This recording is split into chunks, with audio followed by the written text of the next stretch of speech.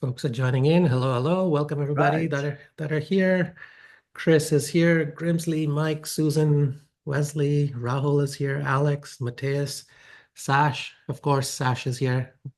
You met Tommy. You met Sash at Oh Travel yeah. Summit. He's Yep. uh, he's Yep. both a big first class traveler. Also, from what I Oh, hear, big I fan of keep your I keep content up you put I out. keep up with the game. He's out there flexing. That's good. That's good. All right. There is no formal introduction, folks. You know who Tommy is. I know who Tommy is. He knows who he is. But today, what we're going to do is we'll just peel back and see if we can chat with Tommy and see how this journey has been thus far. I mean, where do we begin? The best place to start, I suppose, is that conversation we had just as I was asking you, Tommy, about your availability in January. And you said, you know what, I'm heading up Mount Kilimanjaro in a couple of days, and then I'm off to Bora Bora. So I think sometime in January would work. And I thought to myself, this conversation is so points people converse, like, you know what I mean, like people that do the high life thing through points and through that thing, because anybody else hearing this conversation would be like, what douchebags talking about Yeah. climbing Mount Kilimanjaro, then going off to Bora Bora. And but to me it was just perfectly felt at home. So let's start there. How was the climb? Tell us a little bit. This is your first Kili climb, I'm assuming, first time? Yeah. First Killy climb, and it was, yeah, I wanted Before to. you go, Go ahead. why? Why? Yeah, let's start with why. Like, really, Yeah.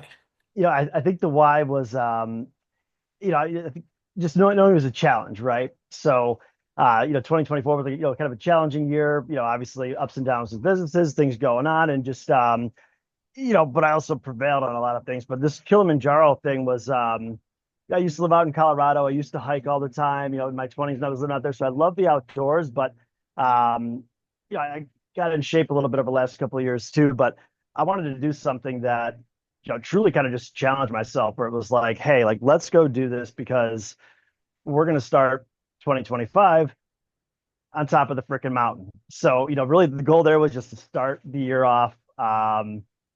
Just with that mindset of, let's go get it. And it was kind of a last minute thing. I've been wanting to do it for several years, but I had a buddy. I don't know if you guys know Jarvis. He's the luxury traveler. He hit me up in early December. Was like, "Hey man, what are you doing for New Year's Eve? You want to go climb Kilimanjaro?" And just like the conversation of me ended up in Bora Bora for the month, it was kind of a no brainer. And we went out. We had an absolutely awesome time, but for as much as I was like prepared for it, or like I didn't take it lightly. It was the most challenging, like mentally and physically, like thing I've ever done in my life. So um, the fact that we got it done, again, the idea was I wanted to start off 2025 on top of the freaking mountain. That's amazing. And you spoke about your little physical transformation. We'll come to that. Yeah. You mentioned growing up in Colorado doing the hikes and things. What did you make of that Kilimanjaro climb? Did any of your previous hikes and climbs prepare you? The reason I ask is I've been wanting to, but I just haven't gotten around to it. And I know for a lot of people that's also that typical quote unquote bucket list item. So Sure. tell us about a couple of things that you did not expect it to be that hard and it was, and a couple of things that were so built up in your mind you thought, oh, you know what, this wasn't as bad. Yeah, it was kind of weird because like, I would hear people, you read online or you see reels or YouTube videos, and I did a little recon. I knew again, it wasn't something that was going to be easy because then, if it was that easy, everyone would do it, right?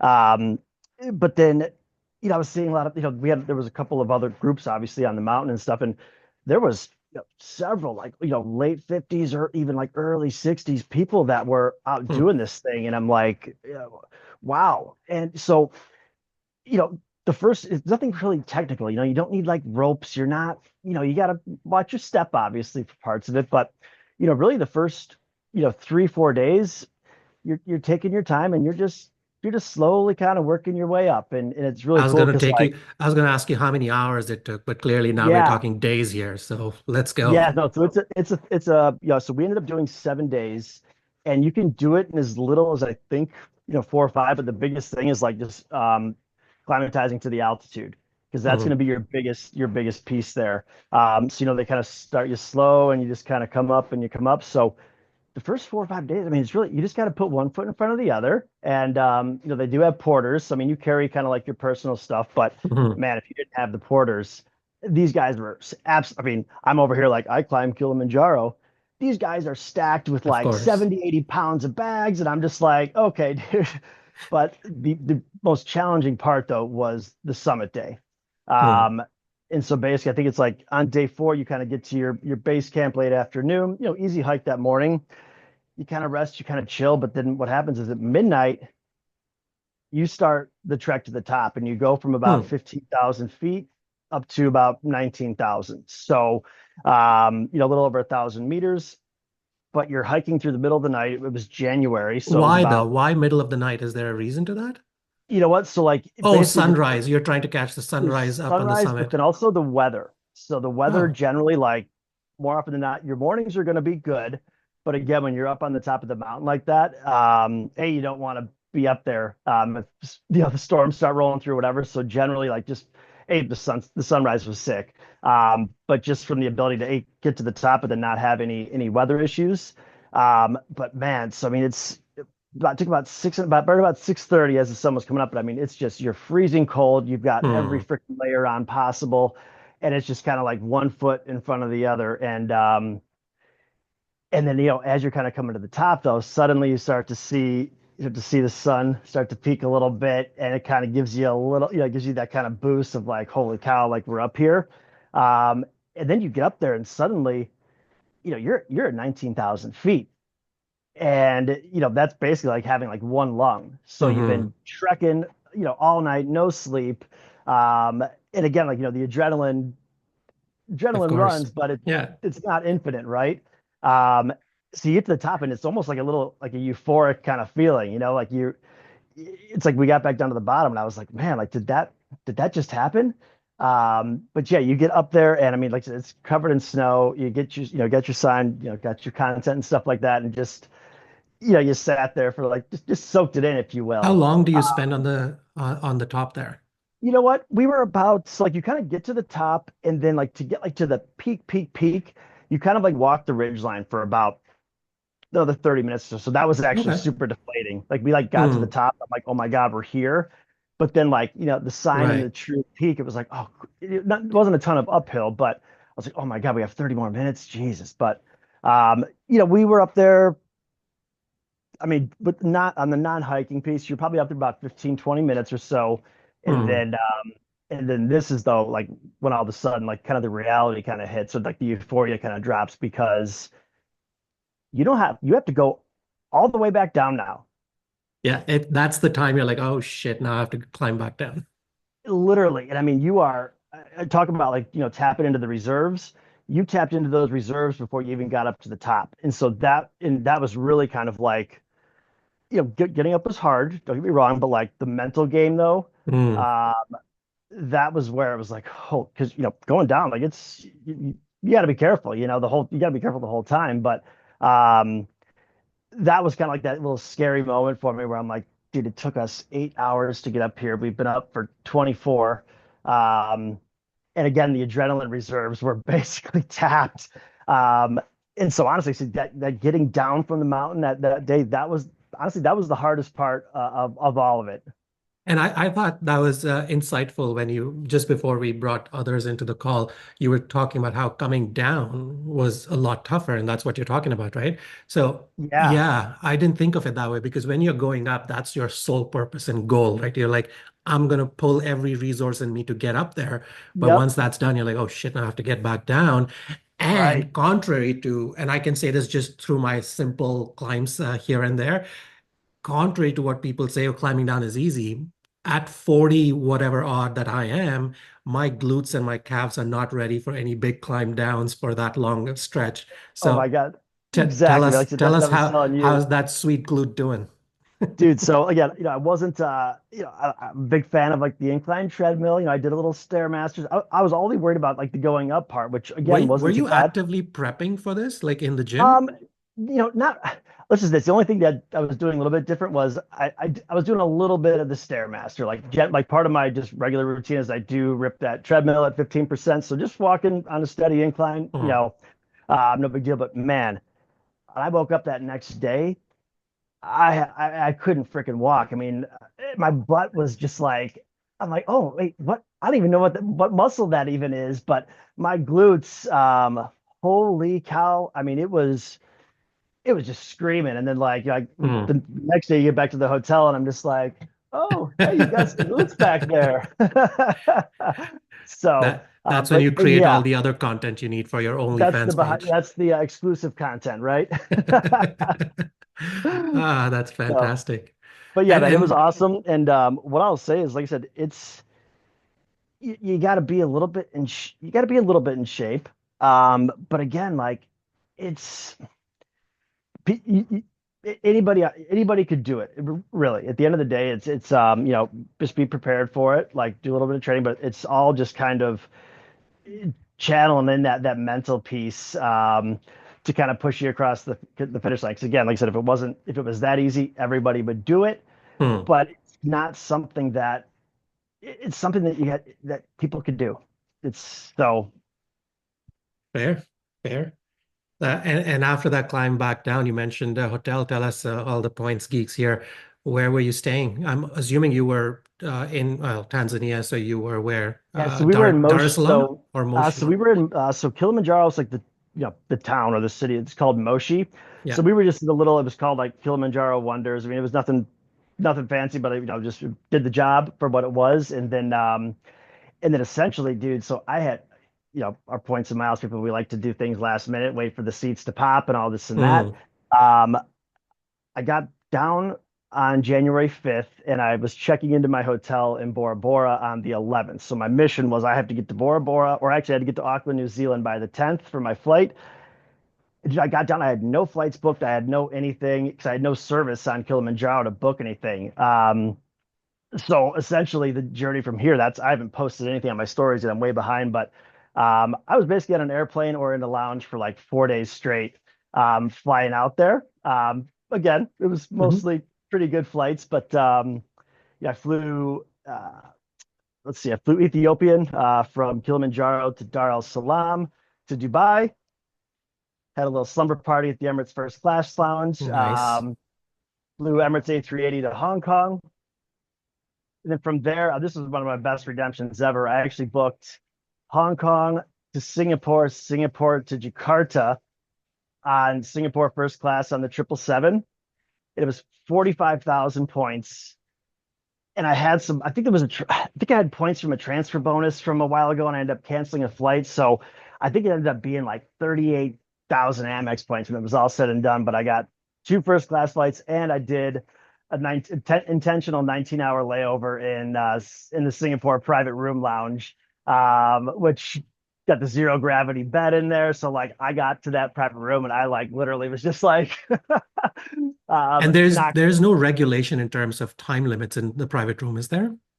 Dude, it's crazy because like I've done one. I did something similar to that before where I Because had Qatar and them in Al Safa Lounge and stuff, I don't think they allow even over a certain number of hours for first yeah, I class. think it was But 4 or 6 in Al Safwa, and I did this. I want to say like a year and a half ago. It wasn't quite as long as this mm, one, but it was like, hey, I need a bed to sleep in. But what ended up happening was I got to the lounge. They didn't have any. There's 4 private rooms.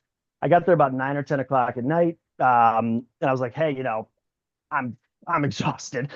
Do you have a room? And it's like, oh, around midnight or so, we should have some rooms open. And at this point in time, I'm several slammers deep and like 15 plates of food. And the lady finally comes up and she had a room. She's like, okay, come on, you're good to go. And dude, so I guess there's no like there was very few or almost no first class flights departing between like right. 2 a.m. and like 8 a.m. So I Mm. think there is like a 4 hour, so they say rule.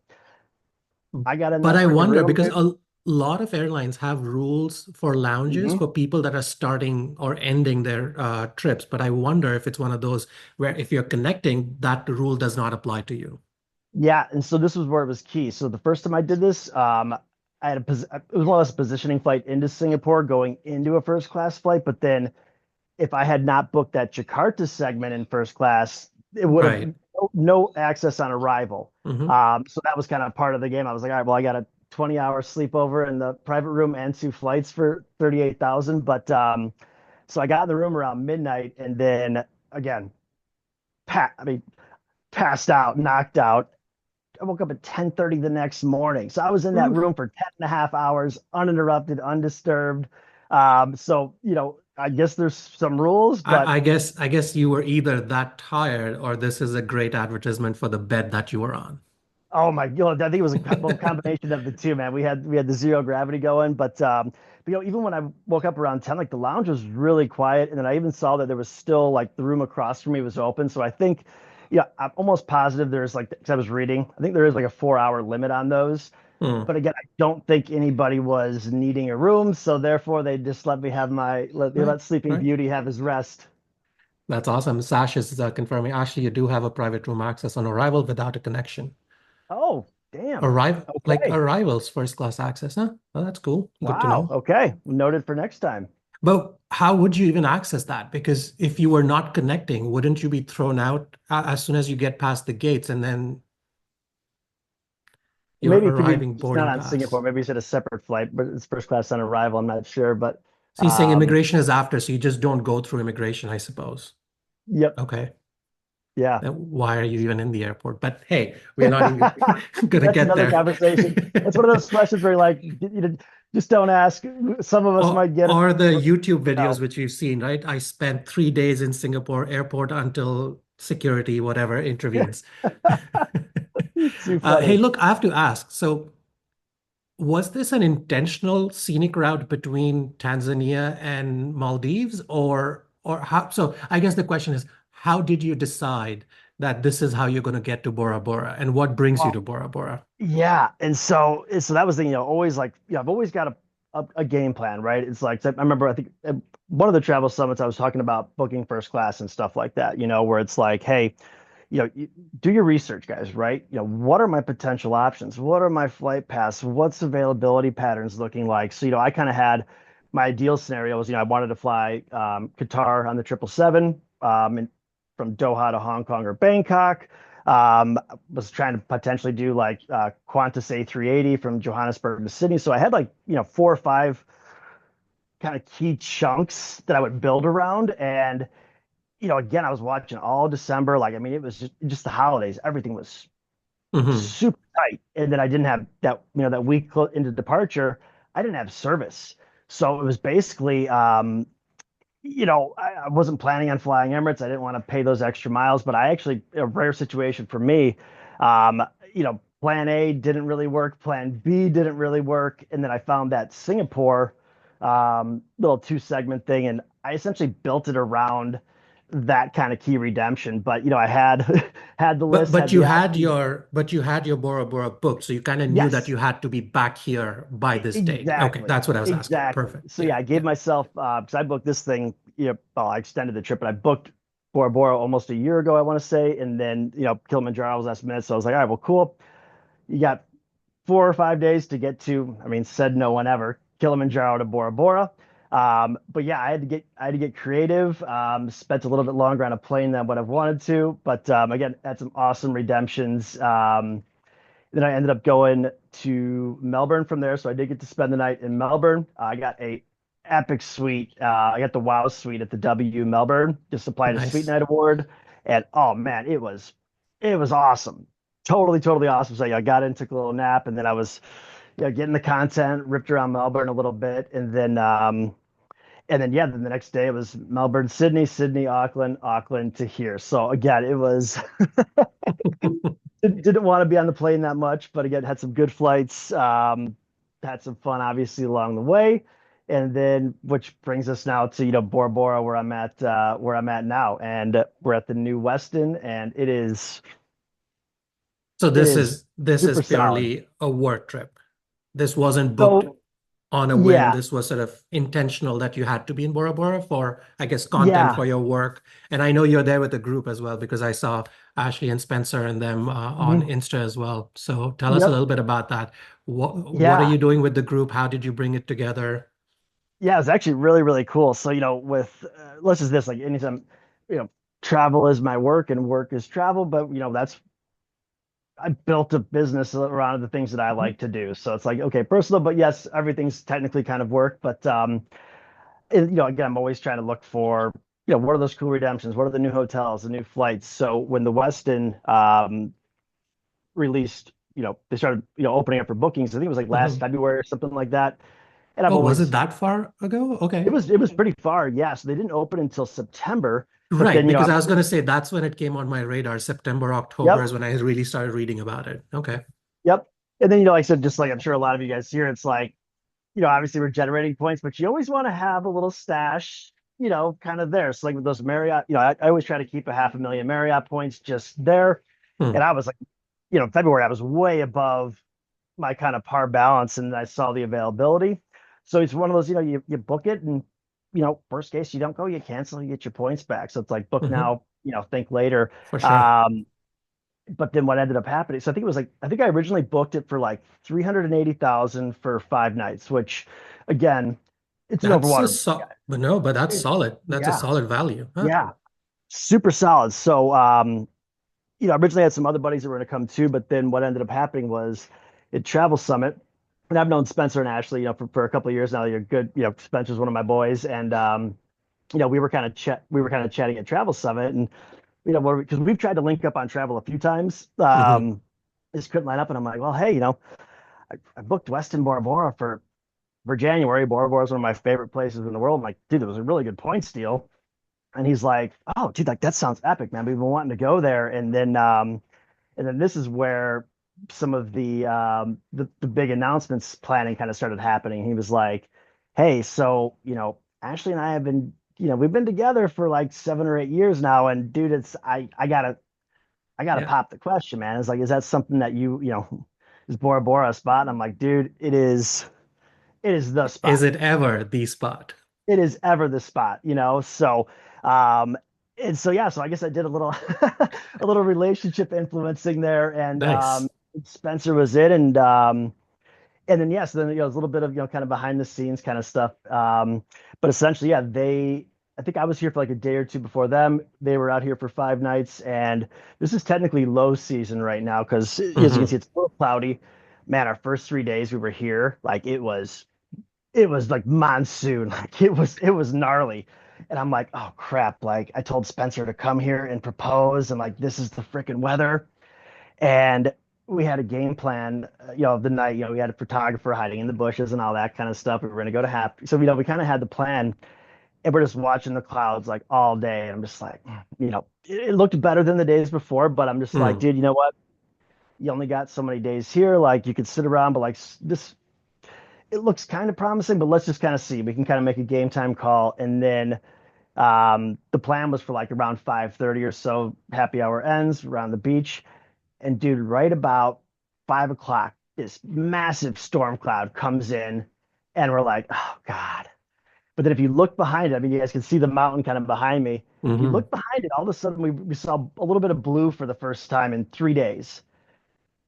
Cloud comes ripping through, and straight out of a movie, 5:25, sky is open, sun is beaming through, and we're like, roll the Now. camera, let's go. So I'm like, all right, girls, like let's go to the beach. Let's go take some pictures really quick. And then Spencer's like, all right, Tommy, let me get you first or whatever. And I, takes a few pictures of me, switch the roles, and then it was just Nice. boom, plays it out. But I mean, it was legit like fairy tale out of a movie, relationship goals. I've had several engagements and anniversaries and weddings, but never any real ones. We'll talk about that. um, We'll talk about love on the road and all of that a yeah, little bit. But yeah, I don't mean to be a downer, but because you've given us such a great highlight reel of everything that you've done in the high life, and the first class travel and the scenic routes that you've taken, I have a bit of a take, uh, sure. an opinion, if you Yeah, will. Tell me what you feel. And I just intentionally want to say this out loud for folks that are listening in right now. And then, of course, when we put this to others on, say, YouTube or Facebook or wherever else. Look, to me, my take is luxury travel is never really free. Like it's not hmm $0. And once you hmm really start engaging into these niche experiences in luxury travel, I do want to point out that it requires money. It Yeah. requires a little bit more money. Your budget goes up, overall budget goes Mm-hmm. up. Mm-hmm. Points, hotels, points, flights can only take you so far. But unless you're eating cup of noodles once you are in Maldives, you will be spending some money, like real money, to enjoy Yeah. the other luxuries that come beyond flights and hotels. No That's question. the take. Tell me a little bit about like how do you explain that to your clientele, to the audience? Because it's all well and good to say Mm-hmm. first class for free. I only paid $0 for this business class, but there's a little more to that. Even credit card Yeah. acquisition often is not free. You still have to Mm-hmm. spend a little bit of money before you enjoy the return. Mm-hmm. No Tell us a little question. bit about that from your consulting aspect because you see clients from all Sure. across the spectrum, right? What's your take? Sure. Sure. I mean, because I say, guys, I do all this luxury stuff now, but in my 20s, I was an executive chef. I had a sub six-figure salary. So I needed to have the points to be able to even travel, but then also, that idea of like, okay, you want to go here, but Tommy, it's not okay. You might be able to get there, a couple $100 taxes and fees, but dude, my first time to Bora Bora was 2017. I had $500 in my bank account. I'm going to breakfast and I'm wrapping sandwiches up in a napkin and putting them in my pocket. That's what I'm talking Um, about. Yeah, so luckily things have improved a little bit since then. But what I usually, what I just do is honestly, it's just kind of full transparency with everything, where it's like, hey, okay, you want to go here first, especially if it's a client, like, first answer is going to be yes, but this is what you need to know. I can consult you, I could give you recommendations, but I also have to paint that whole picture for you so that you're not shocked on something or you're not disappointed or you got the real taste of reality. And so, the biggest thing that I've always done with points is they've allowed me to do things that I wouldn't be able to do otherwise or I wouldn't be able to justify. And 100%.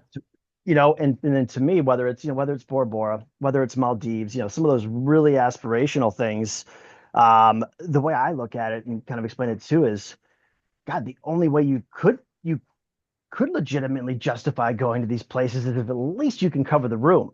because once you get there, again, you want to enjoy it, and that was key with points and miles too, where okay, I got most of my flights or hotels covered, like I can go get that nice dinner. I can go on that tour that I wouldn't have been able to go otherwise. So there's always going to be the cost. And, again, 100%. you just see so much kind of painted out and stuff like there.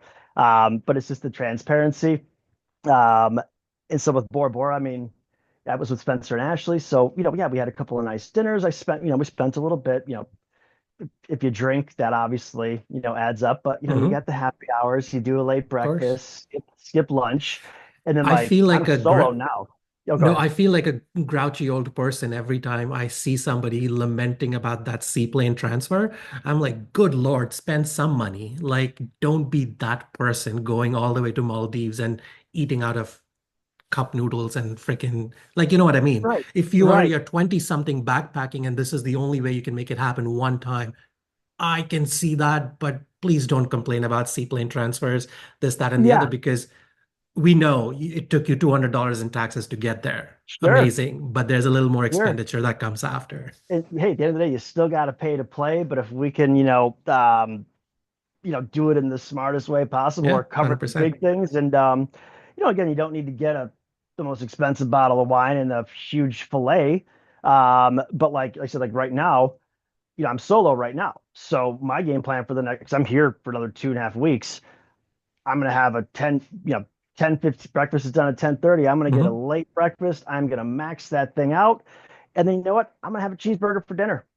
100%. 30, it'll still be an expensive cheeseburger, 30, $35. But I kind of like to, if I'm solo, I might be in nice places, but I still try to be, because you got to make this sustainable and maintainable. Hmm. So solo Tommy, I'm simple. I don't, give me a club sandwich and a cheeseburger. I'm a happy camper. But then, you're with your friends, they get engaged, or you've got, Of your course. partner with Yeah. you. You splurge every now and then. But again, like I said, I wouldn't be able to have my $30 cheeseburger here unless I had the points for the villa, So 100%. Yeah, no, so and yeah. that's exactly you hit the nail on the head. And kind of what Sash is saying that it's often discounted travel is deep, deep discount travel is what it really Hmm. is. It never is truly free. Uh, Hmm. And that's the piece that sort of gets to me every time I see somebody complaining about that $35 Cringe. Yeah. cheeseburger sitting in Bora Bora. You're like, are you not seeing yourself? Are you not putting context to this travel at Right. all? Um, Right. Or it's the person Sa- that's saying this was 100% free. Like, oh yeah, yeah. dude, come on. Like, Sash's question, the new Westin Bora Bora or the St. Regis or Conrad if you have stayed at the others? so honestly, of all the places I've been to and anything that I could speak on, this is my fourth time in Bora Bora. And the answer to the question, Tommy, where is your favorite place to travel or your favorite place you've been to? Dude, this place is I freaking love it. And so, I've I done think he means of the properties in Bora Bora, which one is your right. And so, I've done just about all of them. I've done the Intercontinentals. The only one I haven't done is the Four Seasons. But dude, from the perspective of the Westin, and let's just take the points and the pricing and stuff like that aside for now. Mhm. It's the newest property. And then, I mean, literally, I mean, Mhm. Yeah. so I mean, I got a nice little upgrade, but these villas, I mean, the mountain is, I mean, it's right smack in your face. It's just awesome. So villas are new. I mean, well, the whole resort's new. Yeah. Um, and so let's just this. I would say it's tough to say. There's a lot of this where I would say, hey, this is my favorite because again, locations of the rooms, the view.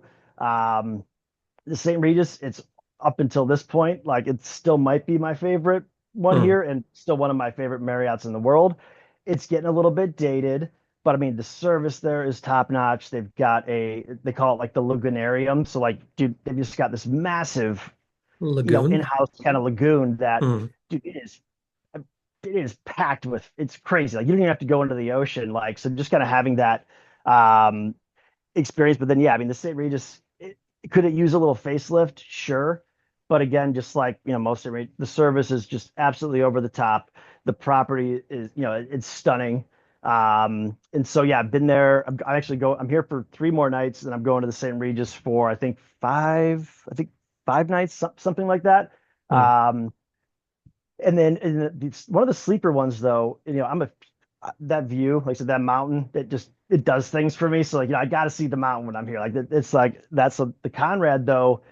It's only got a few rooms that has like an actual view of the mountain, but I really really like that was my first ever overwater villa, so it holds a And special I place think for me. that, yeah, and I think that that's why that Conrad enjoys that popularity is because it also books directly into the overwater villa, as opposed to the others that book into a standard room and you have to pay a bit Yeah, of a premium and so it to get used into to. It overwater. used to. They don't do it anymore. Oh, Yeah, wow. they changed it. So Okay. now it's a Garda View Villa. And again, I've had let's see, the first 2 times I was there, this is before I had, and I don't really I usually try to show up like incognito, like I don't really flex the following or anything like that. Like if I have to Right. pull that card, sometimes I might, just to push something over the edge. But they gave me, I didn't even have diamond status. Like I got a great villa upgrade the first time, and then the second time that I was here about a year and a half ago, I saw the occupancy. It wasn't, there was tons of open rooms, and like they were dogging me for like, $600-700 a night for the villa upgrade. And I'm like, guys, I'm Mm.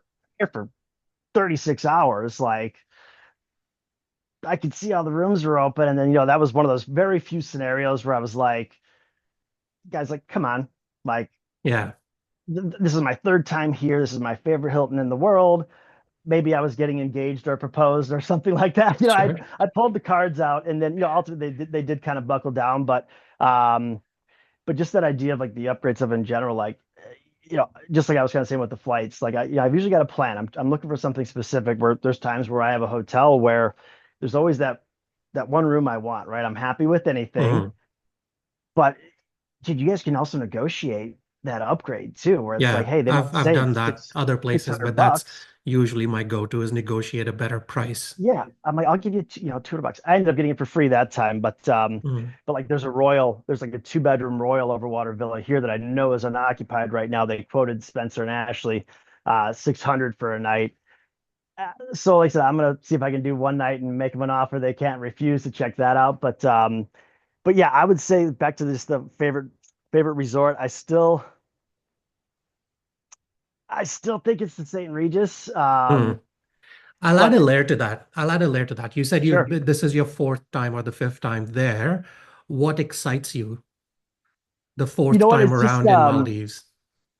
So it's Like so it's now, like more after boring. four times, Yeah. like what excites you to come back again? Is it activities? Is it property? Is it a bit of Yeah. both? Like what is it that I think sways it's you kind of one a way or the other? combination, kind of a combination of all the above. I think this is like that kind of definition of, um, hey, I wouldn't be able to do this without points. I think that's like the definition of that kind of stuff for me. But Mm, dude, I'm telling you, man, like it's just the most beautiful place in the world. I mean, I've been 87 countries. I've been all over the freaking world. Um, and like I said, it's kind of like that, almost like nostalgia piece too. It's like I kind of came here, early on in the points, and especially the luxury travel, besides the points and stuff. Like this is one of my first ever, like, kind of call it like one of those holy shit moments, where you're like, holy shit, like, is this real life? hmm And so I think that plays a key piece. But again, out of everywhere I've been to, um, time and time again, Tommy, where's the favorite place you've gone to? It's still here. And and then again, like I said, you factor in the points thing, and it's like, dude, I booked this for 55,000 points a night, hmm 220,000 for 5 nights. And so I wasn't planning on staying here for 2 or 3 weeks, but I'm like, okay, I'm here. You can't get a Sheraton in Chicago for 55,000 points a night. And so, just it was a no-brainer. But it's great. Obviously, I had some friends here this time, so like that was great to experience that with some friends, obviously. So that was a new twist. I've obviously been here with a partner. It's just beautiful, man. But like just the water, I mean, you got 50 different shades of blue. This weather's a little less than ideal right now, but Seems to have cleared up a little bit. We can see the it entire mountain yeah, now. it's so like it should be good this afternoon, but then the rest, like the next 10 days, is looking really good. But then, like I said, I'm here solo now, so I've started at the top of the mountain on Kilimanjaro, but then like, hey, like it's kind of get back to work mode. So like, dude, just being I'm like a huge, I'm not like some like spiritual like energy kind of thing, but there's something about your environment where um this is the most stimulating, motivating environment you could possibly put yourself in. When you surround yourself by this, it just adds a little just jet fuel to the brain. So I'm going to be Yeah. solo for a little bit, and it's just like I'm locked in. I'm at the gym at 5:30 in the morning watching the sunrise. I'm going to be working and just getting dialed in for the rest of the year. And yeah, I just couldn't think of a better place to you know to do that. Fair. Well put. Well put. You mentioned Chicago. You mentioned, which I didn't know, executive chef in there. Yeah. And one of my favorite posts of yours on social media. And I have to say this, I don't follow everything you put out, but there are certain things that catches my eye, and I kind of Mhm. gave you a little snippet. I like you, the person, a lot more than you, the social media person. Yep. Yep. But one post that I really adored and loved was the one you put with your mom, traveling with your mom. So I'm talking Chicago, I'm talking executive chef, mom, for all a specific reason. Let's rewind back.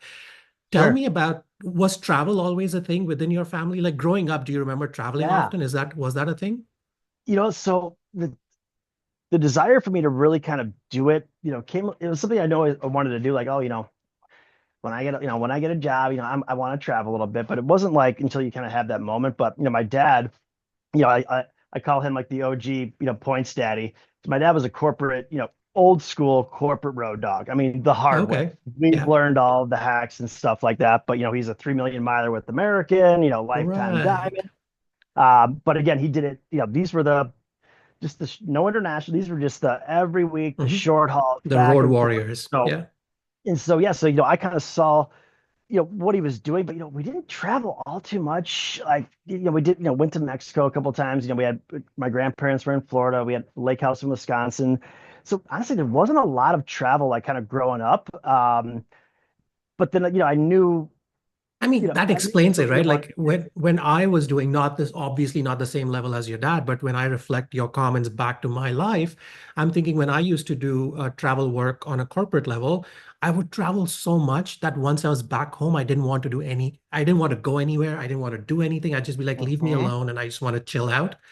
So I Hmm. can totally see why, as a family, you weren't taking additional trips and going away somewhere. Yeah, it wasn't too much. But the good news is now, Pops is retired, and well, he's still got a crap ton of miles. Like, he's got a Mm, few million American miles, and I'm like, well, Dad, first off, um, I don't want there to be any miles left when you when you leave us, let's just say. So we gotta frickin' use these. So, Hmm. I've taken, I'll jump on the trip with my mom too, but I took my dad, we went on a retirement trip, went golfing in Scotland, we went to Oktoberfest. So, he's 68 now. So he's still got a few good years of kind of chugging along. Hmm. But Hmm. um, and so yeah, like I said, the travel piece. So again, not too much growing up, but then my dad's seeing all, he's a little salty about it. He's like, I had to earn all these the hard way, and you're just doing this. But Heather, finally getting Heather's pops to, comment. Heather says, I made sure my parents' miles were in their will. yeah. Estate planning with your parents. Yeah. Like I said, it's kind of like a joke with my dad. I'm like, well, hey, give my brother and sister, they could have whatever cash you might have left. I'll take the miles, but I'm also like, Dad, I don't want you to have any of them left. But then, so I knew of the game a little bit, but really I didn't have that aha moment until, I went to business school.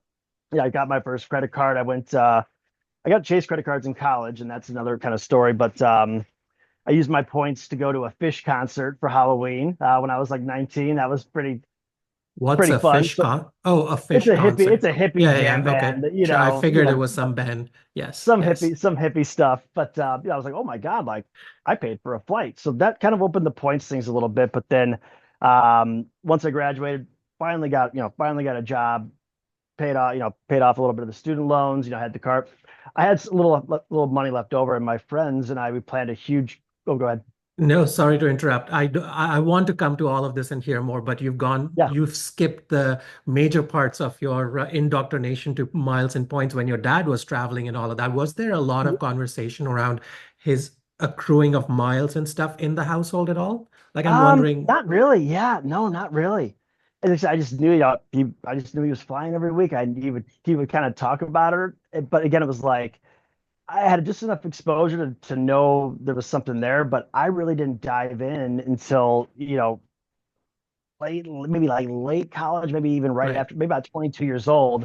Um, I think I just came across like a Point Sky article. It was No, like, and I think it's also old school dads, right? Like my dad is about the same age group as yours, and I think that age group didn't reveal too much in about their work life at home. At least mhm, that was the case in my household, and I'm assuming there's a mhm, bit of that where mhm. you didn't come and talk more work stuff at home. So Yeah. Yeah. Like I do said, you I knew he would get his upgrades. I knew he would kind of do this. But again, like I got to see the travel from like, hey, I'm doing this strictly for work. And he never really did much with okay, hey, I had to earn all these the hard way. Let's do something with them because right? I did the work for him, right? So he let them stack up. But yeah, I didn't get that exposed. What we can do with the points and what they actually unlock. I didn't get any of that exposure from the old man. If anything, it's Right. been the reverse side of it now. Yeah, and you kind of mentioned you got your first chase card as a student. Tell us that story, and then we'll come back to the points Yeah. guys post that you sort of Well, so this is read kind of a and good this is a good kind of story here because this is one of the best things I ever did, but also one of the dumbest things I've ever done in my entire life because I might have gotten my credit card. I paid my way through college flipping burgers. Like, my parents didn't have money to give me. So like I had this card. I was using it responsibly. But coming to junior year, senior year, it was just like, uh, you're putting your books on there, you're putting food on there. And let's just say this, I left college with about $5,000 Mhm. on across two Chase credit cards. Mhm. I didn't get a job for almost 5 months after I graduated. And so I got to fly my little economy flight to a concert with my points. I think I bought a knife set and a couple gift cards. So, totally wasted them, but Mhm. uh, I didn't pay my cards, closed my accounts, went into collections, Mhm. credit score, boom. And Right. so the best bank in the world. And, I had no idea how key for just so many pieces of the Mhm. credit part was. So before I even really got to understand any of that, I blew it. So not only was I starting from zero, I kind of started backwards. Right. Um, So I fucked up with Chase. Luckily I did have, I did have a student loan on there. So I did have some, my credit wasn't completely tanked, but like it was Hmm. low 600s. Um, and then ultimately, from there, this is the worst part though, is now I'm like 23 and I've got my job. I'm making, I mean, that's a whole nother story. I was making like 65, 70,000 bucks a year. It was like Is pretty this as an legit. executive chef already, or what were Yeah. you doing at 23? Yes. So I'll rewind just a tad. So grew up in Chicago, business degree. I've worked in restaurants my whole life. I was Hmm. good at it. I was really good at it. Great Not just city to from be a, in a restaurant industry, by the way.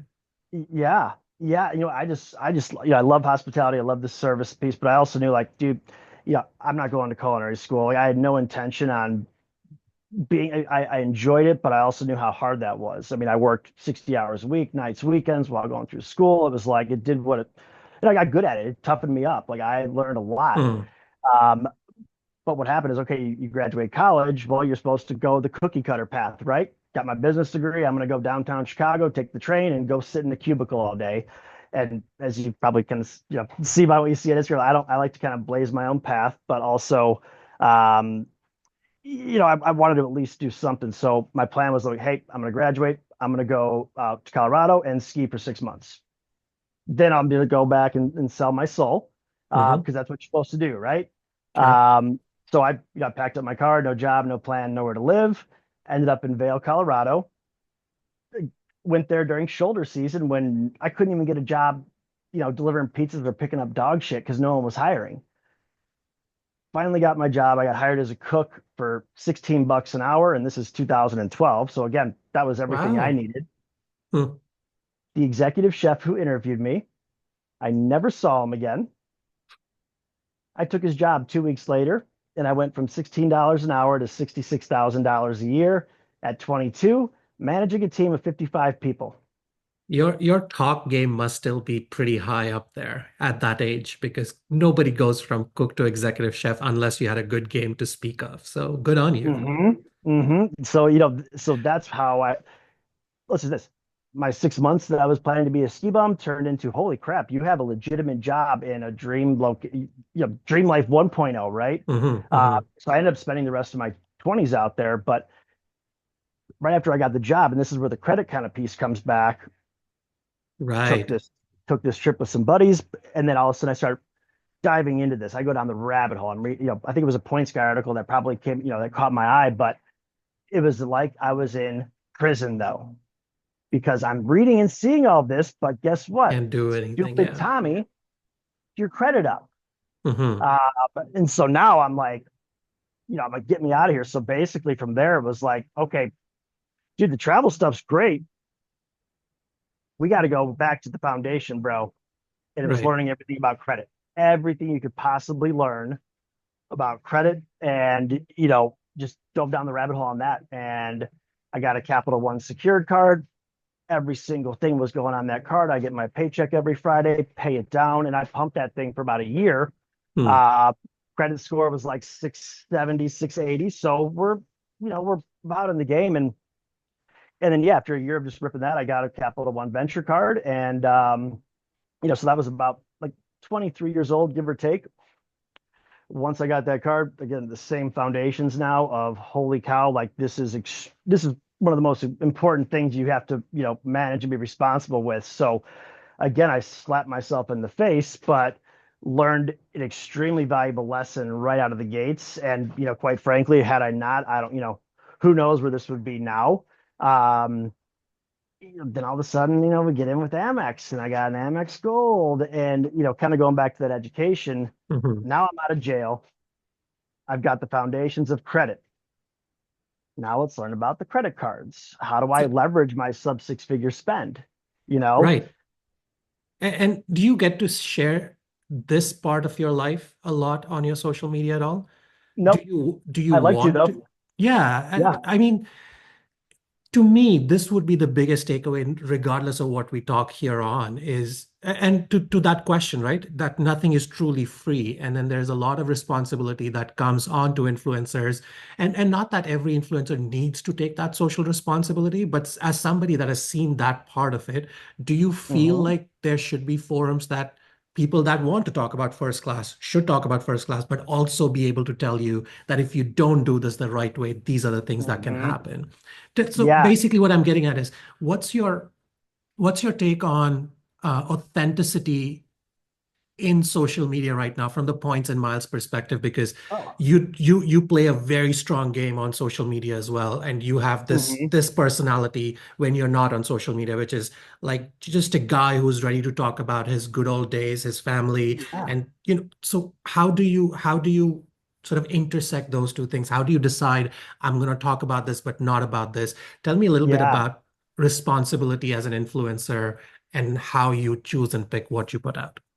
Yeah, and I think it's because everyone's kind of got their story and stuff like that, right? And what my story wasn't what kind of got kind of things rocking and rolling, but my story is what got me to whatever it was. And I think just the biggest thing now, because even dude, in 2000 and what 2021 when I started my business, whole other Mhm. sort of the story.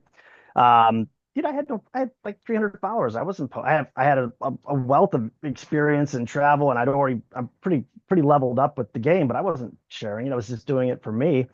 And then, obviously I started committing to like putting some stuff out there, and it was just like, the goal was like, hey, here's what I'm doing. I'm a regular person, guys. Anybody can do this, right? And it was giving that value and the knowledge and all this and that. And then really, things kind of blew up and stuff, but I'm usually pretty good with my stories, and I can be a little more personal on the stories and stuff like that.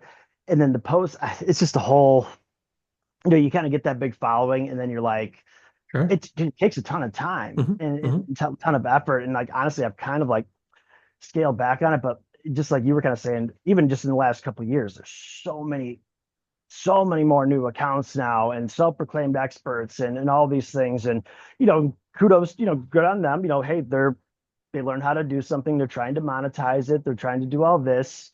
But you see, I cringe, like I cringe a lot. Like, I'm not going to go out and like police anybody or do any of this. And again, it's like, good on you for trying to do something with this.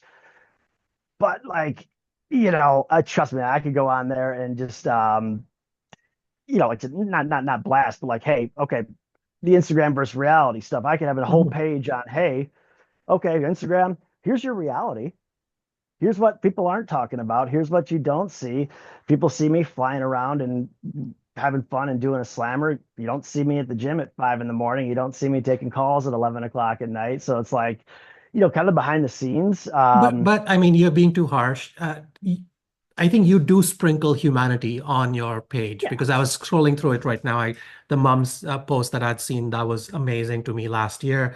Mhm. I came across your Zanzibar post, and yes, you were talking about how overwater bungalows, this, that, and the other, but you were also talking about how to integrate into the culture, how to scope out a city, meet the locals, take a tuk-tuk Mhm. ride, and all of that. So you're not just one dimension kind of thing, and Yeah. that's the piece that sort of gets to me the most. And I wondered if there was a forum, a space for you to, and you do the talking circuit as well. You go to conferences, you go other places. Is that where the real Yeah. talk tends to So happen a really, lot more? yeah, where I get to do it, like, so, there might be some kind of tidbits and stuff like, on the stories or the occasional post where it kind of peels back, like, some of the feelings or like, the real kind of stuff. But honestly, when I get to, whether I'm on podcasts or, whether I'm on a speaking gig or, whatever, those are kind of those opportunities where I actually kind of get Mhm. to, not that I'm not myself on Instagram, I'm still myself, but like you get to peel back the layers and like the realness kind of behind everything. But I really haven't, and this is kind of something I'm focusing on for this year. I haven't done a lot of that in with especially with the Instagram space, and just like I was kind of saying, there's so much out there now, good, bad, ugly, everything in between doesn't matter. Now it's not about what you're doing; it's about the person doing it. You can be someone who walks dogs. I don't even like dogs, but oh man, you're interesting. You're relatable. I, Mhm. I want to know what you're going to do next. And so, this is kind of where my focus, because I kind of toned down the social media the last year. I was just kind of like, I was just focusing on other things. But one of my goals for, this year is, I just got a content person now, which is a huge weight off my shoulder. Um, retying in the who to the what. Right. And that's going to be a huge focus. So again, I've been a little bit quiet these last couple of weeks in particular too, but um, I do plan on these things that you're talking about, bringing that kind of back, or not back, Amazing. but kind of introducing it, in the first place, Hmm. Hmm. No, and that's fantastic. I look forward to seeing a lot more of that through your social media channels if it comes to that. Uh, is there, since you've sort of been in that space for so long and done so well, we are still sticking to social media. Is there a bit of a curve that every influencer goes through where the first set of that curve is just flex, flex, flex? The second set is here's how you can replicate what I do. And then hmm eventually, not you don't plateau out, but then eventually you kind of gain somewhat of a wisdom to be like, it's not just about flexing and showing how people how to replicate it, hmm but here's the reality of things. I wonder if you're Yeah. doing that curve and you're far more advanced or you're hitting that mature level of that curve where you're like, you know what, it's great. I'm going to continue to flex. I'm going to continue to show you how you also can do it. But then also here's a reality of things that you should know about me. hmm hmm And yeah, and so this is kind of where, again, I was kind of saying last year where like I wasn't super, maybe stories, yes, but I wasn't super active because it was like, um, listen to this, where my focus was, it was like, look, because honestly, my Instagram guys, it's been, it's such a, you get a lot of people that talk, did you know you could do this? Did you know this? Did you know that? You could line up 10 people in the room who talk about the same thing, maybe offer the same exact product. Hmm. I'm I'm going to be the person that's going to be quiet and up at this point, I'm the person that's quiet in the background, but I'm doing it. And that's always been my biggest thing with everything I've done is, yeah, I might talk about it or, it's in the post and stuff like that, but it was, hey, I don't need to watch me. I don't need to Hmm. talk about it or, tell you, watch me. Yeah, I live, I'm living what it is. And so, but then that roadblock kind of got to the point where it was like, look, like the Instagram is kind of like the resume. It's the street credit, right? hmm, And honestly, I don't really self promote on my Instagram or anything like that either. So it was like, hey, okay, I've got the street cred. I've gotten known in the space now. I've gotten to meet, several other experts in the industry. I've got some followers, obviously. Um, but it was like, okay, like, am I providing value? Am I actually monetizing a lot of this stuff? Like what, you almost kind of miss that little, I guess, a little bit of the purpose and the passion. It's like, okay, you have all this, but then, um, and that's kind of where I was at kind of last year was like, hey, I right. can't be spending time trying to get more followers. I need to nurture, engage, and give value, and ideally monetize a little bit off what I already have. And so it's kind of like this cycle, but just starting off, hey, you gotta you have to get attention, right? Exactly. Somehow, And some way, I was just somehow. going to say, I think it is from an outside perspective, an outsider just watching in, not just your account and other accounts who are doing really, really well. I think it requires that level of following or achievement or whatever before you can really hit the let me Yeah, take a step back and be and add other value things to it from a more definitely, mature aspect of things, right? So definitely. yeah, I think you're just definitely hitting that curve, and I'm excited. I'm sure others are listening in to see what's coming next. We're going to stick to this personal brand Sure. because you've mentioned it, you've built it from scratch from like whatever 200, 300 followers to I'm assuming whatever it is now, two, Like 300,000 people. 120,000, yeah, something like that. Uh, Decent. yeah, and because like I said, I'm not constantly on your homepage, but I follow what you do, and I know the amount of people that talk about your work and your socials. You're doing really, really well, not just purely in terms of metrics and numbers, but just having that impact on others that Yep. quote unquote want to be like you, quote unquote follow what you do and replicate it in their own way and have their own journeys, which is all hmm well and good. Tell us a little bit about, are there fundamentals of building a personal brand on social media in 2025? Like, is there a Yeah. template or is that a complete gong show? You just build your own thing. There's no template coming out at you in Yeah. 2025. And so in 2025, and even in the past, I mean, I've never had a coach. It was just kind of like, listen, this the only thing worse than not knowing what to do is not doing anything, right? Yeah. So the lack of action is not going to get you anywhere. You don't need to know what to do. You start doing it, you're going to start to figure out first probably what not to do, right? Like, hey, okay, like maybe that's not working, but you got reps, you got Yep. reps, and then suddenly you start to kind of pick up on some things. But what I would say now is more than anything, especially you have AI and stuff coming out, and there's just with just the internet in general, anybody can be anybody and do anything, and there's just this huge opportunity there, and it's still not overflushed by any means. And this is kind of where I was going back to, but again, it's like you need to be people have to relate to you. You have to be organic, you have to be authentic. You can't even think about trying to uh, you know sell and pitch and do all that stuff. And again, I even with what I have, you barely ever see me even do that. But if people connect to you and you're relatable, you identify problems or you help solve problems for people, whether they already know it's a problem or not. But again, you have to be able to have that kind of connection. And in A, you got to be able to whatever it is, whether it's travel, whatever it is you're trying to do, um, in order to be at that level where someone's going to look at you as, hey, this person knows their stuff or this person does this. As I said, yeah, you can't, you got to do the work. You got to do the education. You got to do the execution. Like you need to, if you want to be the expert, you need to make yourself the expert, you know? And, and again, like even with me, you kind of call it like that imposter syndrome stuff where, you know, whether it was like me just checking into the Conrad Bora Bora 7 years ago with $500 in my bank account, a little imposter syndrome there. All of a sudden, like these followers are kind of coming around, or I'm get. I kind of painted this picture in my head of like what I was start if you be the person you're trying to become, whether you are that person or not, suddenly you will start. It's crazy what happens. And that was really kind of how that whole journey started. But again, back to where things are currently now, I can't stress enough how important, because again, it doesn't matter what you do. It's, you know, who's the person doing it? Are you relatable? Are you inspiring? Are you knowledgeable? Where's the connection? You have to make that connection with the audience. And it might start from the what you're doing part, right? Hmm. Okay, like, Hmm. hey, my algorithm's all travel and travel hacking. Okay, cool. So maybe that what part's still important. Do you know how many points in travel accounts there are now? People aren't going to stay because you're posting stuff about points or in Yeah. travel. Another first class flight, another sign up bonus. Oh my Hmm. God.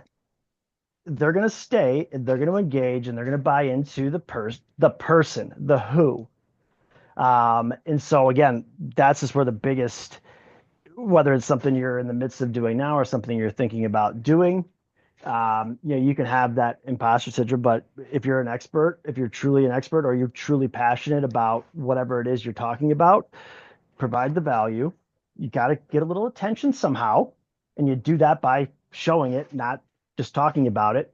Um, but then you got to connect that who. Like if I started Yeah. doing this right now, this would have been a much more challenging time to have that big come up because there is so much more out there now. But um, yeah, And yeah, there's so much to dissect in what you've said in all the right ways.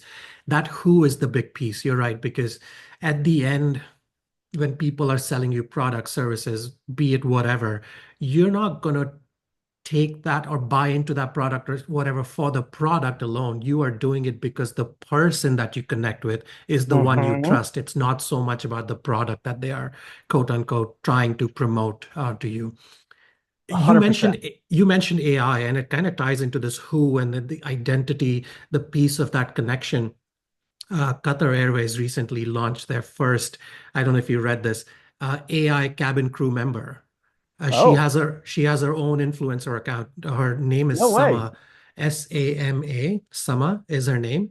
So for folks, if you haven't looked at it on Instagram, just type Sama Qatar and you'll see it. She's AI I'm chatbot. gonna have to check that out. It's beyond chatbot. So she's not just a chatbot. She's a whole digital person doing everything that a cabin crew member would be doing with Qatar Airways. So traveling to various places, also telling you what she's been up to, what places she's gone to in all of these places that she's in. She's mimicking and following exact travel schedule. So it's like, oh, Sama is on Crazy. this flight as a cabin crew member. She's just landed in, say, Buenos Aires, and this is what she's doing in her 3 day layover kind of thing.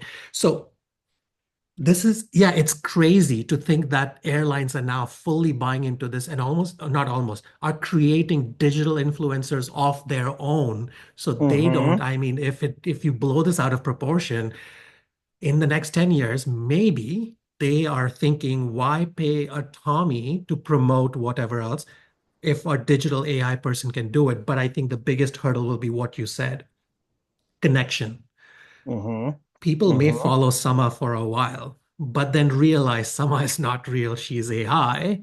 And then Right. that's where it comes down to that for me, at least for me, who's not grown up fully digital, right? I'm 41, going 42. So I'm not fully digital grown up. Like I've grown up as the digital age has grown up. So to Mm-hmm. me, if I realize that, oh, Tommy is the real person and Sama is an AI, I'll automatically gravitate to Tommy. But that's where the who and that connection comes in. And I Oh, couldn't put that yes. AI image out of my mind. So if you Yes. haven't checked it out, definitely check it out. It's creepy to a point 100%. where you're like, if you didn't tell me she was AI, I was ready to believe some of the activities that she's doing. It's another cabin crew member. There's enough cabin crew influencers out there that do their thing. Mm-hmm. I would have just assumed it's her, but there's a few things that give it away if you know AI and how AI Mm-hmm. videos these days are coming through. But Yeah. It's wild. fascinating. Great It's chat. You and I wild. can chat about this like a Yeah. whole different thing all by itself, like AI influencers. But take us sort of let's scale back and speaking to that brand, and you kind of mentioned slammers, right? So slammer time became a big hook. How curated was the hook? Did it just become a hook? Was it always the Yeah. thing? Did you know what you were doing and that people would Yeah. latch onto it? Because we talk a lot about these hooks in social media or in media, Mm-hmm. right? And Mm-hmm. that's almost become a hook where I'm seeing other people talk about slammer time. And let's be honest, it is that slammer time quote where I even realized, oh, there's somebody by the name of Tommy who says this or does this, which is Yeah. what people are copying. And I think you were running a thing where you were like, tag me when you do a slammer time or something. Yep. That's how it Yep. came into my sort of horizon. So Yep. how much of it was curated? How much of it was like, oh, I just said it and it kind of Yeah. got picked up and became a thing? And so I'll give you the guys. So first off, I am not the founding origin of the slammer time, and I'll get to that in a second. I was someone Sure. that continued to carry it on, let's just say, and then obviously, it really kind of picked up a little bit more. But the whole idea behind it, essentially is I'm kind of going back to that whole, hey, why I got, the points allow me to do things I wouldn't be able to do otherwise. Travel's supposed to be fun, and then and kind of like other good example, like you get like someone like my dad, who like old school corporate road dog warrior, and you know you're like that person where like someone's boarding group one, and like you're that person that's like, well, you're not group one, you know what I'm Yeah. saying? Yeah. Yeah. Yeah. And again, 100%. 24, 25-year-old Tommy, probably not the default person that you would expect to see sitting in first class, right? And and so again, just kind of getting all this, like, dude, hey, it doesn't matter how I got here. I'm here. You're here. I'm not gonna. You won't even know I'm here. But you're over here like just judging me and then this and that, and it's I like, can't tell you how many times people have asked me that when I've stood in zone ones, because I dress in t-shirt and joggers, boarding yeah, a Qatar first class, for example.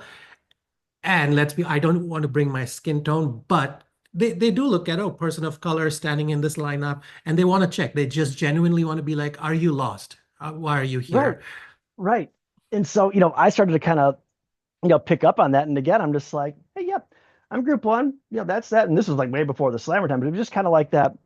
Um, you just kind of like this is judgmental kind of crap of like, or this like superiority kind of thing. So it was just like, whether they're traveling for business or work doesn't matter. So one, it was just like, okay, But before we go, I mean, yeah, let's be honest. It's not the young kid who's also traveling that comes and asks you that. It's almost oh, always the middle class business traveler well, who and that's thinks that's what I that was saying. Yeah, suited that's what I up was and wants saying. to go, hey, why are you standing in front of me, kind of thing. Exactly. So like I said, we kind of call and so I'll get into him in a second, but you kind of call, it's the business class wanker. Yeah, It's yeah, they're traveling, they're probably traveling on the company money anyway, but 100%. they're policing everybody else in there. And so to me, like that feeling of getting, going from basic economy to even premium economy, like that whole idea of getting that good seat, like, do you know how exciting and that was for me? It was just like, it was like the journey, right?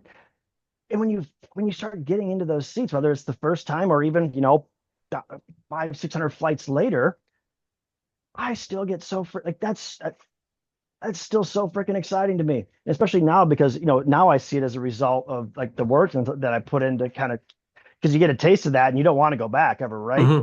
Sure. So, so really, just the message with that one was, and especially if you start talking, the travel hacking thing, like anybody would want to sit in first class and drink a champagne, right? Most people can't do it, but hey, you know what? If we can start to learn credit, and there's ways where you can go do that. Travel's supposed to be fun, guys. Let loose a little bit. I'm not playing DJ and fucking popping bottles up there, but you know what? I'm gonna have my champagne, and I'm I'm humbled and happy that I get have found myself in that situation. And then you get everyone kind of looking over. Hey, So in comes the slammer thing. So I don't know if you guys know, and he's kind of similar like me. Like you might see my Instagram and you're like, oh, I don't know about this guy, but James Asquith, he's the youngest person to travel to every country in the world. He's starting Global Airlines. I don't know if you guys have heard of that. Just Google it. I certainly haven't, but thank you. And Yeah, I think Heather can help us. Shout out to Heather, by the way. She's doing a great job just plugging links and as she always does. yeah. But yeah, continue. So he was one of my, kind of early on, like just kind of biggest influences. I think it was like, maybe 20, I don't know, 2016, 2017.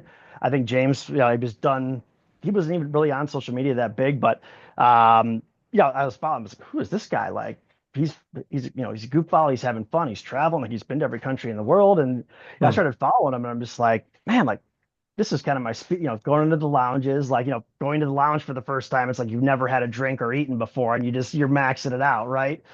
And I'm like, dude, this guy's my freaking spirit animal. Like, oh my God.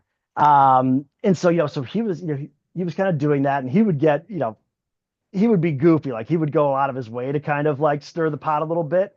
Um, and then I got to connect with him when I was out in Dubai when I first started my business, and we had chatted on Instagram, and he would I'd be tagging a slammer. We had a group chat kind of thing going, but there was a small little army of like it was myself, like even Jarvis, Emmanuel with Flight Hacks. There was like a little pack of us that um, were kind of doing it because like the same message of, hey guys, it doesn't we're Yeah. not going to interrupt your flight. We're here because we enjoy this. We're having fun, and travel's supposed to be fun. Um, and then, really from there, James is the CEO of an airline now. So let's just say this, like Hmm. James has had, it's James the CEO, not Mr. Goofball Slammer thing. He's not Uh, doing slammer times anymore because he oh, has he a. is, but I'm sure he's doing plenty, but we're just not seeing him as much. But then, like I said, whether it was, mostly on my stories, you probably see me, generally have a Yeah. glass of champagne in my hand, but that was just kind of the default. It's like, I guess my rule was like, hey, if I'm flying on points and I'm in first class or business class, it's the obligatory slammer. I'll And tell you this, you're preaching to the choir because we just a few episodes or sessions ago, we spent 90 minutes or more just talking about champagnes, caviar, and whatnot, and the best ones out there, which airline, blah, blah. And speaking of, since Mhm. I mentioned it, uh, what's the best, what airline would you say does the best game in champagne? Oh, and uh, so it's one of those questions like, what's your favorite first class? And like, I hate that a lot of times it still goes back to Emirates, even though I really sit there and I'm like, oh, like, I know Emirates is great, but like, come on. But I would just say just this year, I didn't fly Emirates for a couple of years, taxes, fees, and I'd done it and it was just like, whatever. But I flew the Milan JFK route in the summer. And then I just flew, and I haven't posted any of this yet. I flew Game Changer Chicago to Dubai, out to Kilimanjaro. And then I think it was Dubai to Hong Kong. But I got in September, I think it was a limited edition Dom P Rosé pink bottle, something like Mhm. that. It was expensive, like, 500, $600. And dude, hey, they don't just stock one bottle. Like Emirates does a great, like they've never run out of like the good stuff, even if there was other heavy drinkers on there. So that was sweet. And then I had on the game changer route, they had the P2 reserve. So Mhm. again, like, that's about as high end as it gets. I don't think there was anything special for the Dubai to Hong Kong route, but so what I would say with Emirates is, it's guaranteed you got Dom P. That's great, right? But what I like with the Emirates though is not only do they continue to always have that, they're bringing in these these limited runs of these really Mhm. high end options here. And so I would say Emirates, and then probably, so I've done Qatar first, probably like probably about four times. I feel like just Qatar, whether it's business class as well, I feel like they do a really good job. There's always a rotating cast. There's been a couple Right. times where I was like, okay, like this is good, but then there's a couple times where I was like, whoa, what do we got? Oh, this is like the 2004 Krug Reserve. I'm like, okay, cool. But again, I hate to give you the Emirates one, but in terms of No, like, I think the reason Emirates does that, and I've kind of observed it, I haven't traveled nearly as much in first class or Emirates for that matter, but for whatever I have, it does look like they really tie in this champagne and caviar ethos into their service model because you could hmm be sitting in their lounge and there's the Dubai, what's it called, the Moet and Chandon lounge that they yep, have now. yep, You leave the yep. lounge, enter the cabin, and there's just like champagne flowing there. And yeah, so hmm they definitely keep to that. Uh, Here's another question, just completely different, but now that Yeah. I'm thinking first class, are there other pieces that are as kitschy as champagne or caviar service that define first class? Yeah, honestly, because me just coming from just a hospitality background in general, right? And then playing the executive Heather chef piece. says So I think, pajamas. That would be a good one. Yeah. yeah, the pajamas are good. So, and I think you take the hard product and the soft product, right? Mhm. You can have a great hard product, and this goes back to the who, not the what, right? Mhm. You have a great hard product, but you know what? If you have a shit soft product and a terrible service or terrible this, you're gonna probably remember that flight not because it was a cool seat. You'll be like, oh, I had a flight attendant. She was, terrible service, not 100%. this and that. And so, I think there's a lot of factors. And then again, just from the hospitality and the chef background, I understand. Yeah, I worked in food manufacturing before too. So like I understand what goes into like, regardless of your setting, whether you're getting a floating breakfast and more in your pool, or you're trying to serve quality food at 35,000 feet. There's steps you have to take, there's things you have to do, but well, you can have a goddamn good meal in the air, right? Mhm. And so, you get the airlines like Emirates, like Qatar, they're doing everything in house. They've got their own massive facilities. I'd love to go tour. Um, they put resources into ensuring that that part of the product is good, and memorable, let's just say. And um, so I think that the food, I always appreciation for the food, and then when I see something where I'm like, he said, I don't need a pile of caviar. I don't need a lobster roll. It could be chicken and rice, but chicken and Actually, rice is not l- hard to put together. but yeah, lobster could be another one of those very typical first class thing. Although there's lobsters in business class as well, but a good lobster done. Like I'm not talking about your shitty lobster thermidor or whatever Yeah, bullshit that they yeah. serve. I'm talking about like proper lobster service. Uh, yeah, that is one of the things that some good Seafood's airlines challenging. do. Seafood is definitely Yeah, definitely challenging to do in the air, because again, it's all about, because timing. you're really just heating it up, right? Yep. So, and seafood, you've got a very small window between, it being overcooked to shit, and it's like, Yeah. what is this? Steak, But it, steak is the it same can be thing. done. So I take, big thing into that. But again, I could have the best seat in the world, you know, but you remember, because it's part of the it's the whole Mhm. experience that kind of goes in. So, um, amenity kits, it's like, I have just literally, I just have boxes just sitting in my basement. Next time What I've do you end done with up the doing with charity. them? Are you still giving it away, doing But dude, it charity? was Like funny. So like, like early on, when like I said, your first time going to a lounge, your first time this, it's like, oh my God, I've never been to a buffet before. Like I'm never going to eat Yeah. again. I'd scoop the pajamas up. I made sure like, okay, cool. Like I got all this Yeah. stuff. The amenity kits, I still, assuming I have room in my bags, because like I tried to do carry on only, and Same. I'm packed, I'm packed to the brim. So assuming I can stuff it in there, I'll still generally take the amenity kits. Pajamas, no more pajamas, unless there's like I get some like, whoa, okay, these are new or these are really good. Um, so again, I think all those things are ancillary. But again, I'm not going to remember a flight because of the amenity kit. I'm not going to remember it because of the pajamas. I'm going to remember it. Hey, okay, seat's cool. I'm going to remember it for the service, the interaction, the food, the champagne, just what was my overall experience. That's going to be the core pieces of it. And some airlines, it's again, especially Emirates. I'm talking about having fun, right? Emirates wants you to have a good freaking flight. And it's Hmm. just consistently every time your glass is never half empty. Anything in that's whether it's business or first class. Qatar's up there, but I've also had some bad flights with Qatar as well, too, just from the service perspective. But Hmm. again, that go back to that who thing. It's the who is what those are the things that really kind of stick out. Fair. Yeah, no, no. Your point is well taken. It always comes down to that who and that connection that you can have. Look, I'm cognizant of the time as well, and I Oh, don't think we I'm have good. a. Yeah, I'm good. Tell us about. And I have to confess, I didn't know about your company. I mean, I knew about the concierge service. I didn't know about Freedom Travel Systems. So Yeah, tell us yeah, quickly about, well, your concierge service and what you provide to your clients and how it sure. ties into the Freedom Travel Systems, which is quite a Yeah, unique name.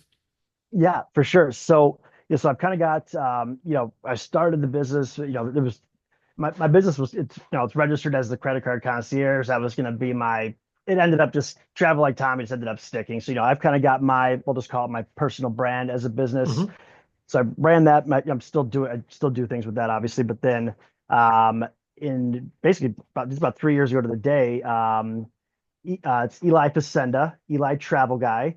Um, Basically me and him knew of each other in the space. We were both trying to do kind of similar things, and we connected and we jump on, and he reached out, I was like, hey, I see you doing what you're doing, man. Like, love to see it, man. Like, I definitely see some synergies, man. Would you, you're interested in having a chat to see if maybe there's some things we can maybe do together? And I'm like, well, yeah, bro, like for sure. Cause like I saw what he was doing. I was like, okay, I like this guy.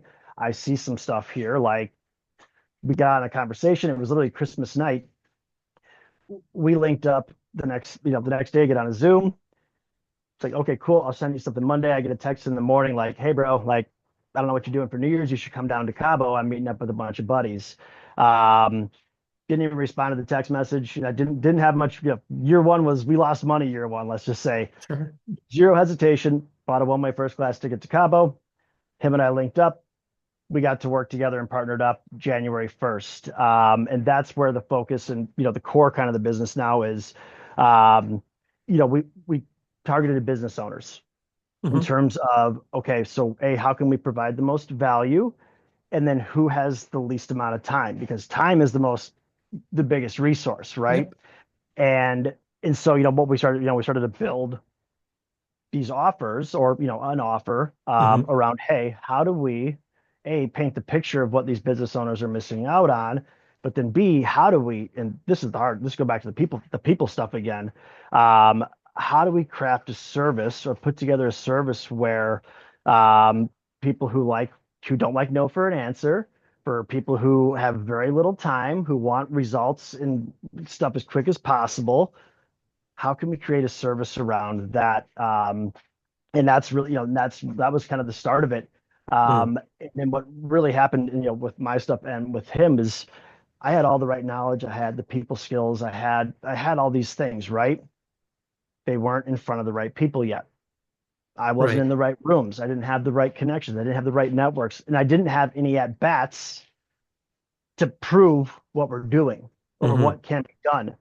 And so, really, dude, like from there was I made some connections, but I found about 15 to 20 people where listen, I don't ever do outreach to this day, except for those first 15 or 20 people that I was maybe following. Maybe it's a real estate guy, a marketing guy, an e-commerce guy. Um, let me help you. Hmm. I see what you're doing. I don't want anything. Let me help you. I got in that bat. Suddenly, boom, home run, home run, home run, home run, home run. So now we've got our names out there. We've just proven the concept of it. And Hmm. again, this is the hardest clientele you could possibly kind of work with. It's not like we're promoting a sign-up bonus here. Right. We're promoting all the stuff, but suddenly now I got the e-commerce, I got the real estate, I've got the now we're kind of it's if you hear credit card points travel first class, you got to go talk to Tommy. You got Hmm. to talk to my buddy Tommy. And so, we've changed our offers quite a bit, but, our two offers now essentially, our one offer was called the first class CEO.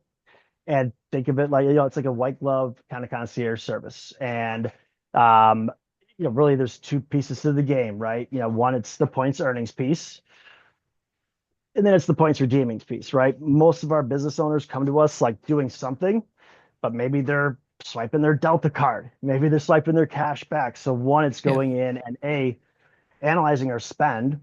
What's our habits? And again, not just from a points perspective, but from, 0% to cash flows so we're looking Hmm. at it really from a business perspective to where, hey, how can we maximize your points earnings in the simplest, most effective way possible? I've Right. got some buddies who want 15 cards and want to go deep, right? And we thought Hmm. everybody wanted that at first, but then we're like, dude, nobody's executing on this, So it's like we kind of learn that. So it's we go in, we get your points in your card and your spending strategy dialed in, and then the back end side, because once that's set up, you're off to the races, right? And Exactly. yeah, Yeah. most people have some stuff for us to kind of give them a quick win, but again, there's huge level there. But then from the okay, I have all these points.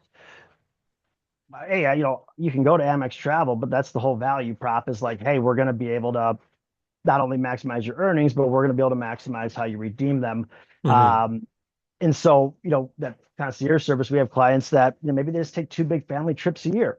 Maybe we've Exactly. got, clients that are a little more nomadic like me. But what's really cool is when you've got a business, we're never short on points, let's just say. Hmm. And so again, they're difficult because they're specific and the idea of flexibility, and Yeah. I It's have to about do some optimizing it to what you want to do with them. right. How can we take this and tailor it best to you? And then how can this is where like my travel points therapist conversations come in, where it's like, hey, I know you want this. Here's what that looks like. You can have that. We'll do that, no problem.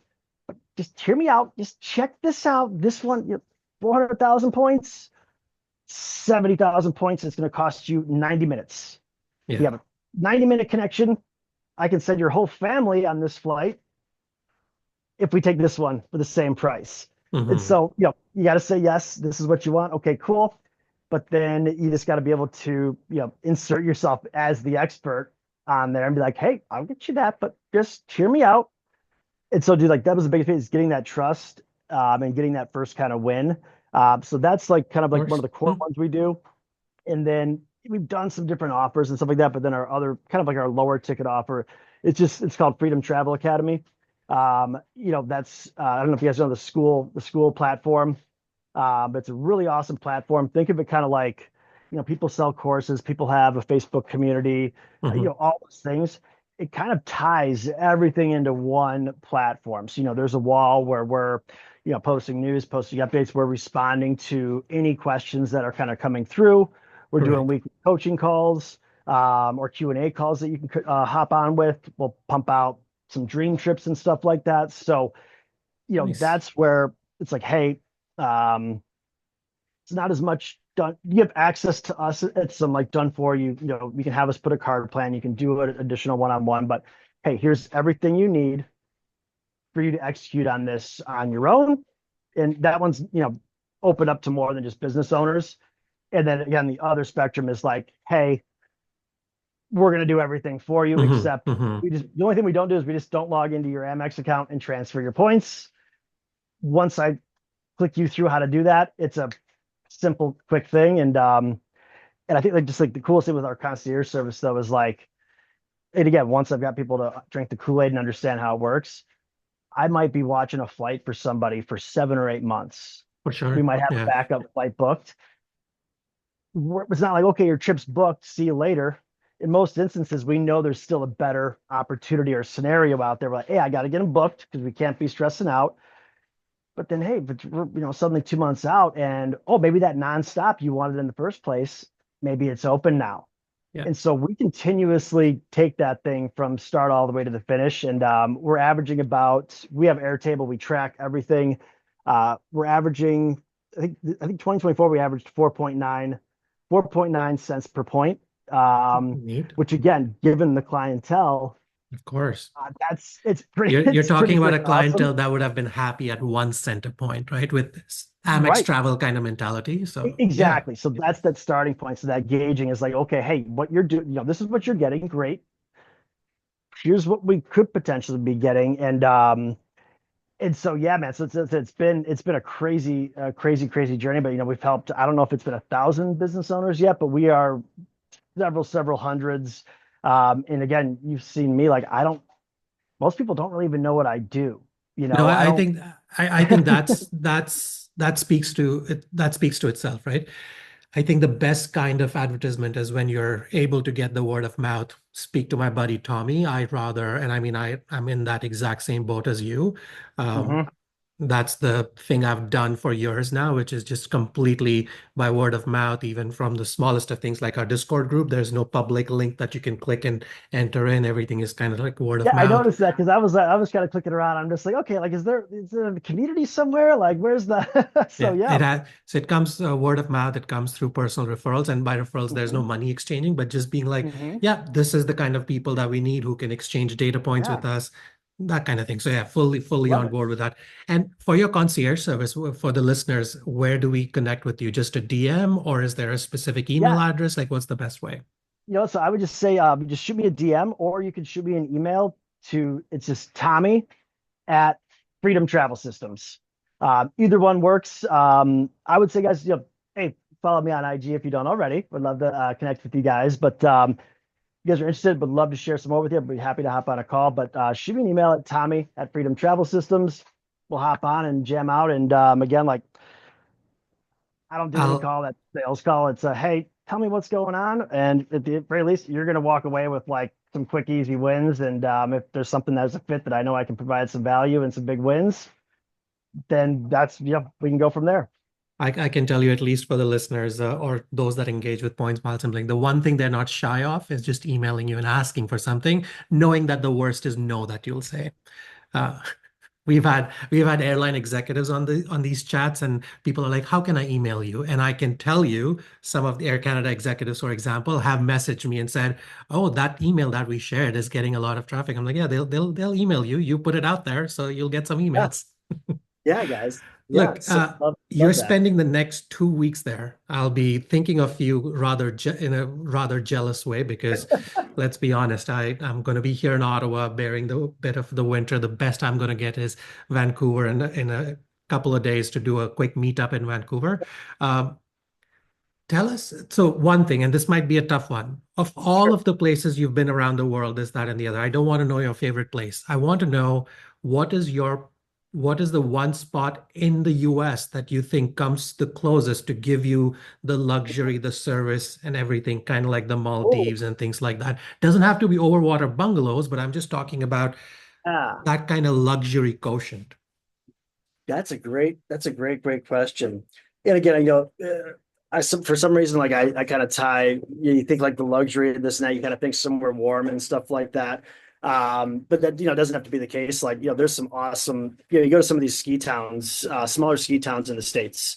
And, not necessarily your Aspens, because I mean, those are a little bit, you know, you go Shishi. somewhere like Yeah. you go to like Big Sky, Montana, you go to Hmm. Jacksonville, Wyoming, and it's still you get this, it's a small, it's not overrun by all this commercial stuff. You kind of get this kind of Hmm. mountain down vibes. Like those are really cool. And then, okay, say we're going somewhere warm. I guess I don't really like Miami and Florida that much. I mean, it's just not my vibe. I'm too chill. Plus one to that, my friend. Plus one to Yeah, that. So I would skip that. And then honestly, I'd like to say, Hawaii potentially, but again, I have very little. I went on a work trip there for a couple of weeks. I can't personally speak on that. So I've heard good Okay. things. I sent a bunch of clients there. Um, But also, Montana, the fact that you picked Montana, Wyoming and stuff, yeah, I never thought of it that way, but yeah. Because immediately I was thinking, oh, you're going to say Colorado or you're going to say the Aspens of the world, but like Wyoming is that's where it kind of goes back. You go to those little more smaller places, and suddenly now remember we kind of get back to that service thing. You're not at, exactly. the same, okay, obviously when people are paying 2 grand a night for the St. Regis Aspen, like you're gonna get taken care of for sure. Hmm. It's memorable, but um yeah, I've had some great experiences. Maybe they weren't even the nicest, the nicest hotels or anything like that.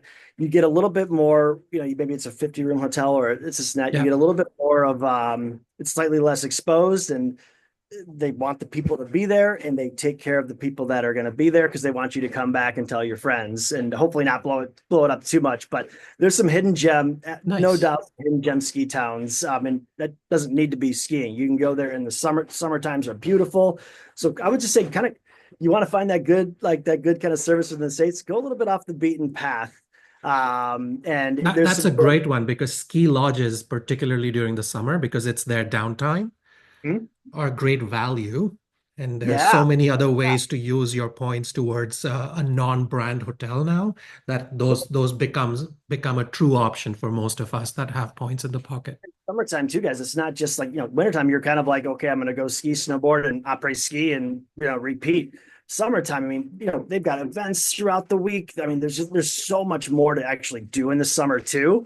Hmm. Uh, and it's warm out, so those little hidden gem ski towns, whether you ski or not, you can hit that summer, hit that winter.